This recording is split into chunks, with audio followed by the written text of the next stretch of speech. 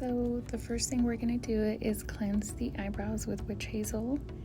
You want to make sure when you're cleansing the eyebrows, you're removing any makeup or oils around the eyebrows and between the brows as well, just to make sure that there's no bacteria living on the skin or around the eyebrows. Then we're going to map the eyebrows. We are going to find our first line, which is in between the eyebrows. The way I like to think of this line is splitting the face in half. And once that line is there, we're going to find the front of the eyebrows. You can find the front of the eyebrows by using the end of the nostrils or the middle point of the nostrils, depending on their natural brow growth and facial features. You want to make sure that the space between the middle line and the front of the eyebrow lines are even as well.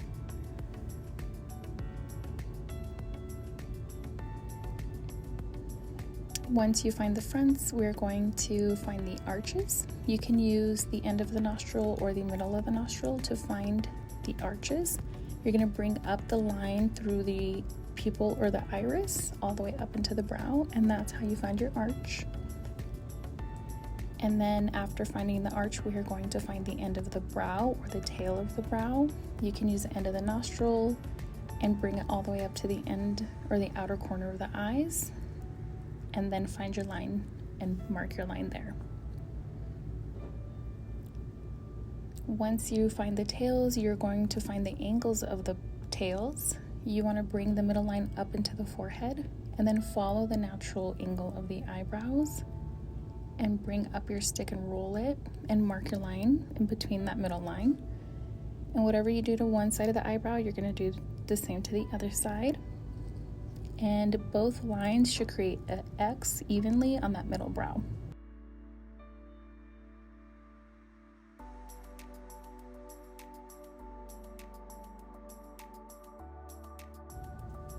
When waxing above the eyebrow, you want to brush the hairs downwards to make sure there's no hairs that get in the way of your wax.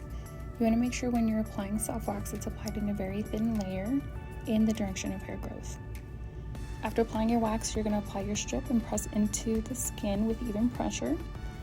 And while holding the skin taut, you're going to pull the strip in the opposite direction and then do a nerve block. When you're waxing eyebrows, you want to work in small sections so you can apply the wax from the arch to the tail and then from the front of the arch or vice versa. You never want to apply the wax entirely over the brow because you always want to take into consideration the direction of hair growth. If you apply wax too thick, you can use the strip to brush the wax upwards and away from the hair so that when you press, it doesn't spread it down into the hair you're not trying to wax.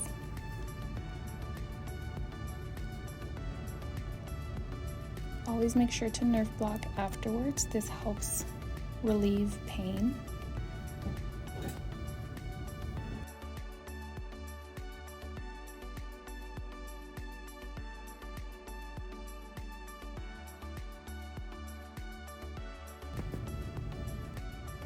When waxing below the eyebrows, you want to make sure you're brushing the hair upwards to keep the hair away from any area you're not trying to wax. When applying your soft wax, you always want to make sure you're holding the skin taut as well and applying in the direction of hair growth. Apply your strip, put some even pressure, hold the skin taut, and make sure you're pulling in the opposite direction and then nerve blocking immediately after. When working from the front of the brow to the arch below the eyebrow, you can pull the skin upwards to apply your wax and hold the skin taut as well when removing the strip.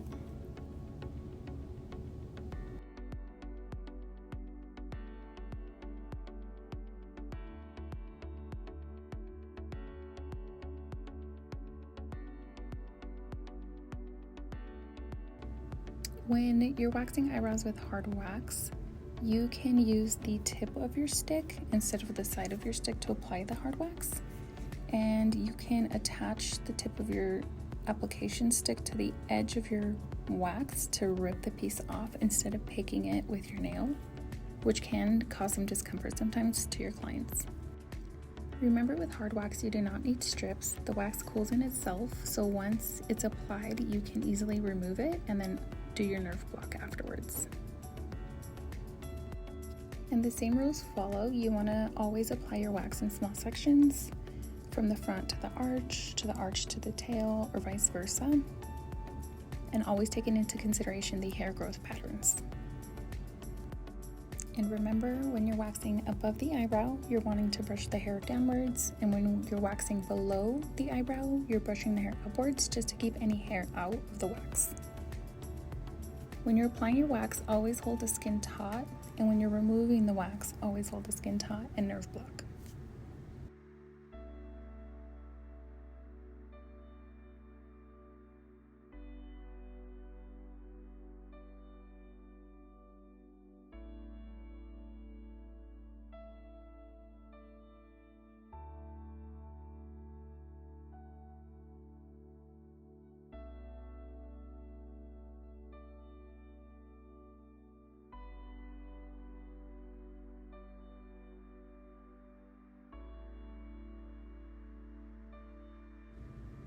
Once you're done waxing, you can tweeze any remaining hairs that were left over or that didn't get picked up from the waxing. You want to make sure that you're not overly waxing the skin because you can run the risk of lifting skin.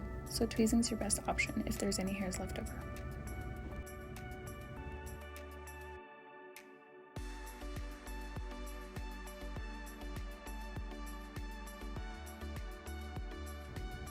Once you've finished your waxing and your tweezing, you're going to want to cleanse the eyebrows as well, just to remove any remaining wax left over on the skin and make sure that there's no remaining bacteria in the skin.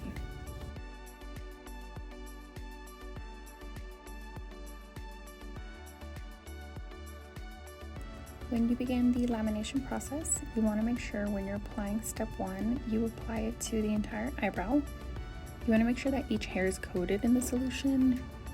If there's some hair that isn't coated accurately, you run the risk of the hair not perming properly.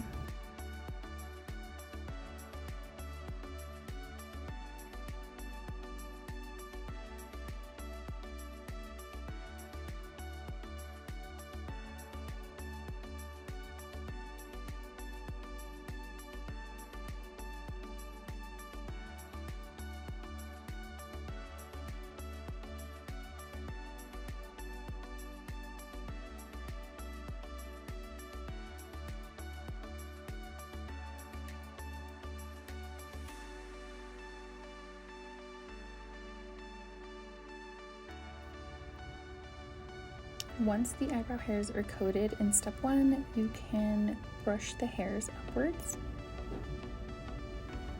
You want to remember step 1 is breaking the bonds in the hair and opening up the cuticle.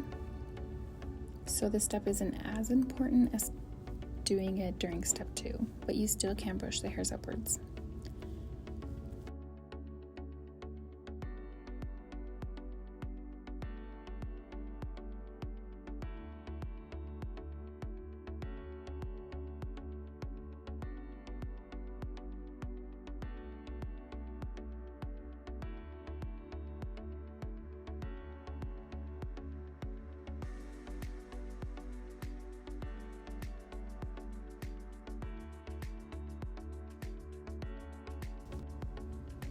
Once you've brushed the hairs, you can apply your cling wrap to the eyebrows.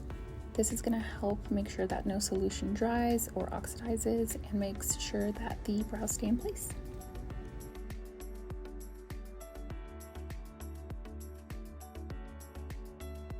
Once step 1 is finished, you're wanting to remove the solutions.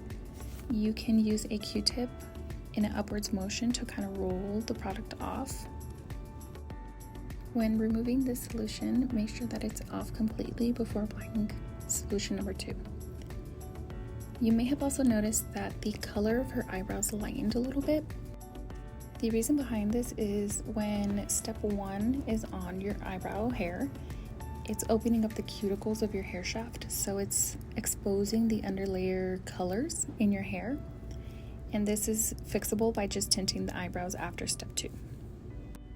You can remind your clients that this is a normal process for some people, and the tint will correct this.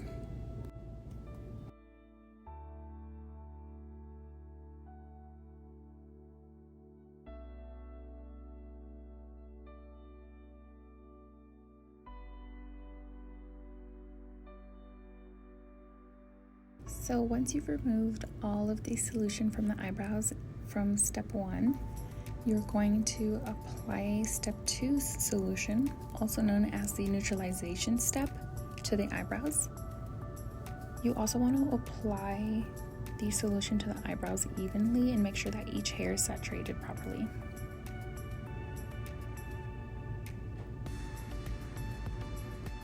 Once you've applied the solution to the first eyebrow, you want to begin brushing the hair in the direction you want it to go. Once that solution's on the eyebrows, it's already beginning to neutralize, so brushing the hair is going to begin setting it in that shape or that direction. So do this before you apply the solution to the next eyebrow. Once you've brushed the hairs in the direction you want them to go, you're going to repeat the same process on the other eyebrow, coating the brow with solution number 2, and then also brushing the hairs in the direction that you want them to go. You want to remember with this step, the direction that you put the hairs in is how they're going to set, so you want to be very mindful and careful of how you're laying the hairs. And make sure that they're all just parallel to each other and just evenly brushed.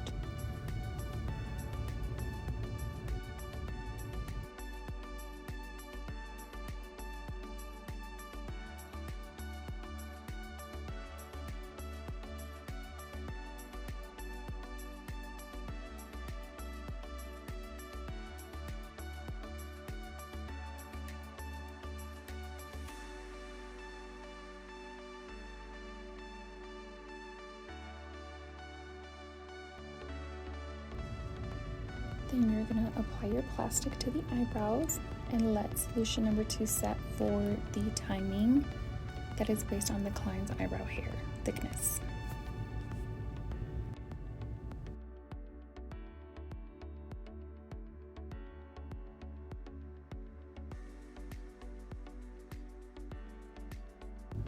When removing step 2, you want to make sure that you're also using a Q-tip to remove the solutions. Again, this is like in an upwards motion with your Q-tips.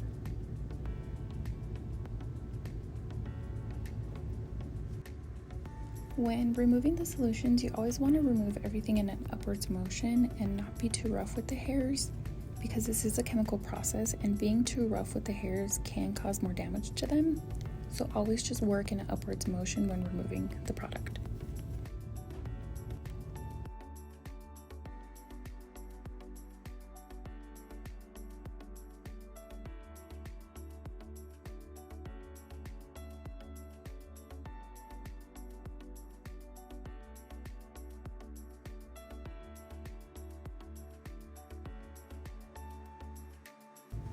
Once you've removed all of step 2, now you can begin the tinting process. When applying the tint, you can use a angled flat brush to apply the tint from the base to the top of the brow, always staying within the hairs. This tint can stain the skin, so if you apply the tint outside of the hairs, it can look a little superficial or patchy.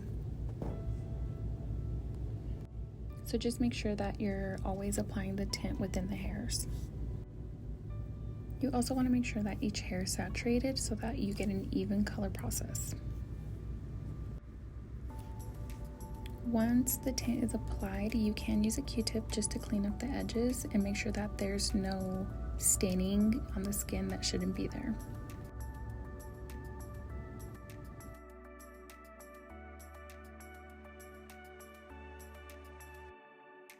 Once you've allowed the tint to process for its allotted time, you're going to want to remove the tint.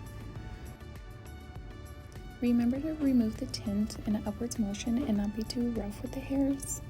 The hairs have been chemically processed, so any rough movements can cause breakage. So just be a little more gentle with them.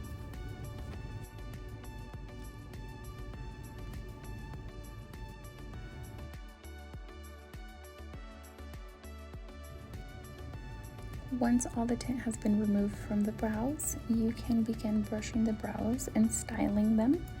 This is the final step of the lamination process. When you're brushing the brows, again, be a little more gentle and try not to force the hairs upwards too much, because this also can cause breakage and just make the brows look too unnatural. After brushing and styling the eyebrows, you can trim any hair that is sticking out of the eyebrows just to make them look a little more clean and polished. You can also pull out your tweezers and tweeze any remaining hairs that you may have missed during the waxing process. And do one final brush, and then you can show your clients the amazing, beautiful brows that they have.